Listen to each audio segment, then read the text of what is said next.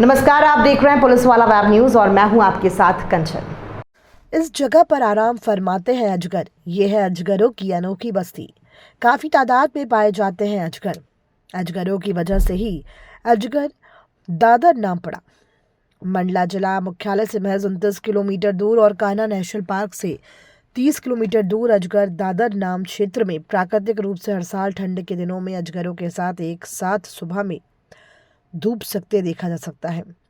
पथरीले इलाके में चूहों की बहुतायत मात्रा में होना और लंबे क्षेत्र में पत्थर और मिट्टी का होना अजगरों के लिए ये माकूल स्थान है, जहां प्राकृतिक तरीके से सैकड़ों अजगर रहते हैं। कान्हा नेशनल पार्क के समीप ही है यह जगह। दूर दूर से अजगरों के दीदार के लिए आते हैं लोग। इस पथरीले इलाके में हर साल ठंडी के मौसम में एक दो नहीं बल्कि सैकड़ों अजगर अपने बिलों से बाहर निकल आते हैं। करीब 7 हेक्टेयर से अधिक क्षेत्र में पत्थर और मिट्टी के बने छेदों से निकलते अजगर आम ग्रामीणों के अलावा पर्यटकों को आकर्षित करते हैं।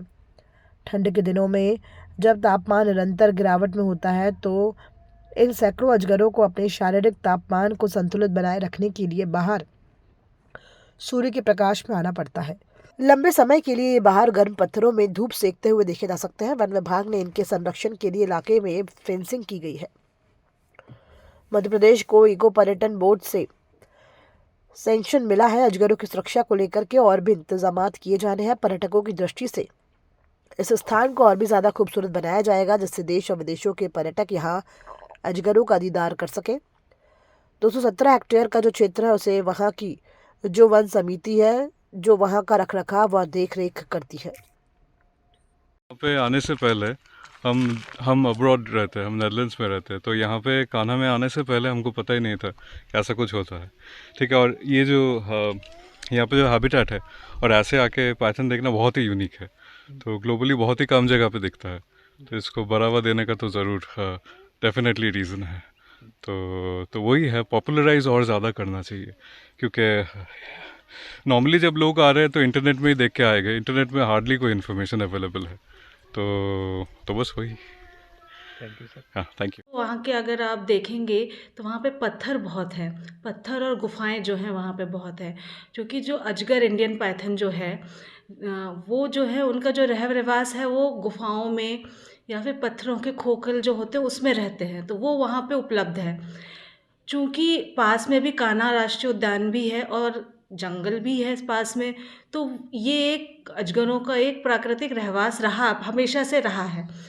अब चूँकि पहले ये इतना फेमस नहीं था, लोकल लोग आते थे, दूर से देखते थे, लेकिन अब पिछले कुछ सालों से अजगर दादर बहुत फेमस हो चुका है। कई मतलब स्पेशली सर्दियों के समय में जब जो अजगर हैं अपने गुफाओं से, अपने खोखल से बाहर निकल के धूप सेकने के लिए बाहर निकलते हैं, उस समय लोग उनको देखने आते हैं।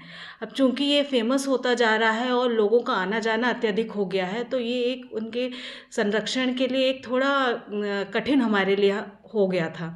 तो हम लोगों ने क्या किया है कि वहाँ पे उस कक्ष क्रमांक को अभी तो हमने वहाँ पे आसपास में जितनी है वहाँ पे प्लांटेशन कर दिया है, ताकि अंदर कोई भी पशु जो आते हैं गांव के कैटल वगैरह वो अंदर ना आ पाए उस एरिया में।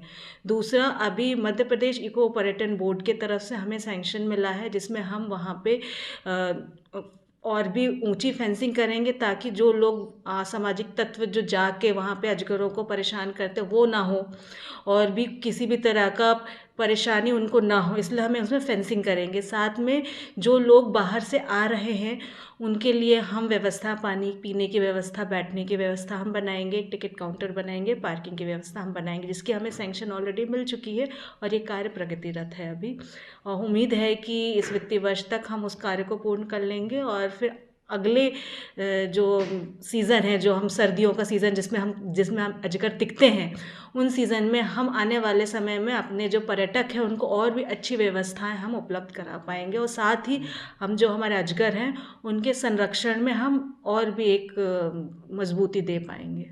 मैम, देखा जाए तो वहाँ पे जो है कितने अजगर होंगे और कितना बड़ा क्षेत्र होगा वो जो यहाँ पे संरक्षण है उनका? जी, जो हम लगभग 217 हेक्टेयर का हमारा कंपार्टमेंट जिसको हम संरक्षित कर रहे हैं, जो कि हमारे कान्हा से लगा हुआ है, तो 217 हेक्टेयर का है वो एरिया जिसको हम संरक्षित फेंसिंग करके संरक्षित कर रहे हैं। और साथ में ये जो वनखंड है, ये हमारे ककैया समिति के अंतर्गत वन समिति के अंतर्गत आता है। तो हम समिति के सदस्यों के माध्यम से उसका संरक्षण, रख रखाव सब हम समिति के लोगों के, आम लोगों के, लोकल लोगों के माध्यम से ही हम सुनिश्चित करेंगे। और रही बात कितने अजगर हैं, तो एक दिन में लगभग 15 से 20 अजगर बाहर निकलते हैं और वो धूप सेकते हैं, लेकिन एक्चुअल कितने हैं वो बता पाना मुश्किल है, क्योंकि अजगरों की काउंटिंग करने का कोई अभी हमारे पास अभी टेक्निक मेथड उपलब्ध नहीं है, जिसकी वजह से हम एक इंडिविजुअल अजगर को हम चिन्हित कर पाएँ। लेकिन एक साथ जो है 15 से 20 अजगर वहाँ पे सर्दियों के मौसम में देखे गए हैं।